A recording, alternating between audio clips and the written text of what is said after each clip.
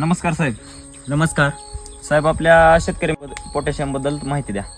नमस्कार शेतकरी मित्रांनो. पोटॅशियम जे आहे ते जनावरांच्या शरीरामध्ये जवळपास 98% पोटॅशियम हे मांसपेशीमध्ये आहे. पोटॅशियममुळे आकुंचन आणि प्रसारणासाठी मोठ्या प्रमाणात पोटॅशियमची गरज असते. तसेच प्रथिनांची आणि संप्रेरकाची निर्मितीसाठी सुद्धा पोटॅशियमची मोठ्या प्रमाणात गरज असते. पोटॅशियमची डिफिशियन्सी जी आहे का ते ज्यावेळेस ऑक्यूट सारखा मास्टायटिस आहे त्यावेळेस पोटॅशियमची मोठ्या प्रमाणात गरज असते. तसेच हायपोकॅलिमिया जो आजार आहे तो पोटॅशियमच्या डिफिशियन्सीमुळे होतो.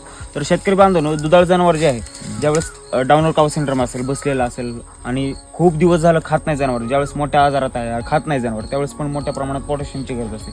इंडायजेशन अपचनाच्या आजारामध्ये पोटॅशियमची गरज असते.